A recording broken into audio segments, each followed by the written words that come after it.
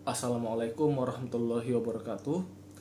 Mohon izin Bapak Agung Riyadi, Eskom Mkom, selaku dosen pengajar kami di mata kuliah ICT Literasi.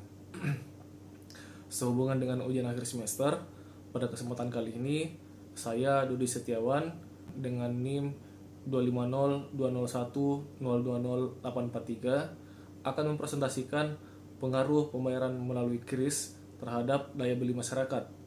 Nah, fokus utama kami adalah melihat bagaimana transformasi digital ini berdampak langsung pada sektor pedagang kaki lima dan perilaku konsumennya. Seperti yang kita tahu bahwa teknologi di Indonesia berkembang sangat pesat, termasuk dalam sistem pembayaran. Nah, Bank Indonesia memperkenalkan KRIS sebagai satu standar kode QR untuk semua aplikasi. Nah, hal menariknya, kini pedagang kaki lima yang dulunya hanya menerima uang tunai sudah mulai banyak menggunakan KRIS untuk mempermudah transaksi dengan pelanggan mereka. Ada 3 poin utama yang ingin kami jawab dalam penelitian ini. Yang pertama, bagaimana KRIS mempengaruhi daya beli. Kedua, apa saja faktor pendukung dan penghambat bagi para pedagang. Dan yang ketiga, sejauh mana efisiensi transaksi ini bisa mendorong ekonomi masyarakat kita. Penelitian ini memiliki manfaat ganda. Nah, secara akademis, kami ingin menambah literatur tentang hubungan sistem pembayaran digital dan perilaku ekonomi. Nah, secara praktis, hasilnya bisa menjadi masukan bagi pemerintah untuk memperluas inklusi keuangan dan membantu pedagang kecil meningkatkan pendapatan mereka. Sebagai tinjauan pustaka, kami merujuk pada beberapa penelitian terdahulu. Misalnya, penelitian Oktaviani tahun 2023 menunjukkan bahwa pedagang kaki lima di Yogyakarta mengalami kenaikan pendapatan harian setelah menggunakan KRIS. Nah, begitu juga penelitian Pangesti tahun 2024 dan Nasution tahun 2025 yang membuktikan bahwa KRIS meningkatkan volume penjualan karena transaksi jadi lebih cepat dan nyaman.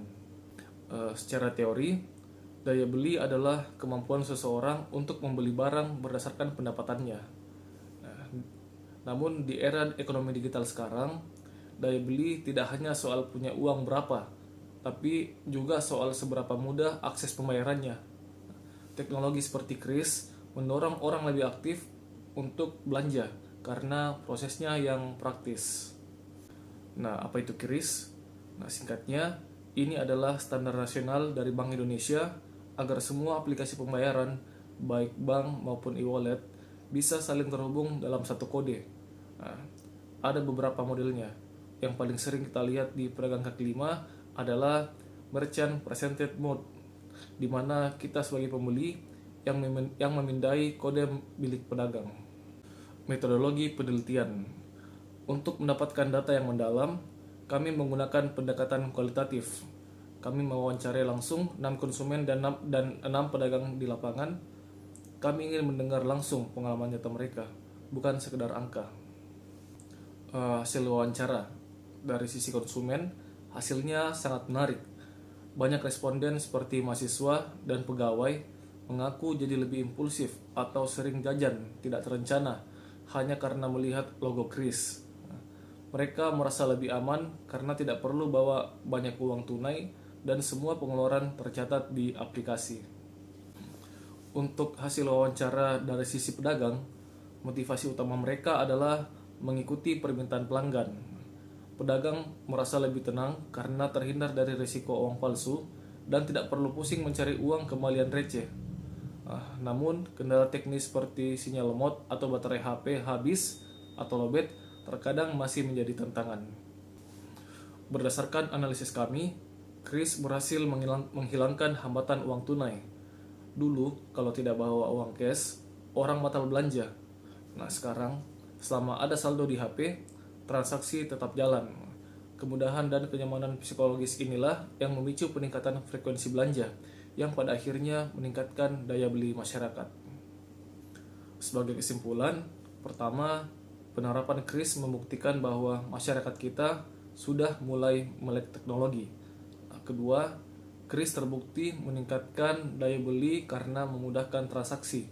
Dan yang ketiga, efisiensi waktu dan faktor keamanan menjadi alasan utama mengapa sistem ini sangat diterima baik oleh pedagang maupun pembeli. Digitalisasi bukan lagi masa depan, tapi sudah menjadi bagian dari keseharian kita saat ini. Baik, demikian presentasi kali ini. Terima kasih banyak atas perhatiannya. Lebih dan kurangnya mohon dimaafkan. Wassalamualaikum warahmatullahi wabarakatuh.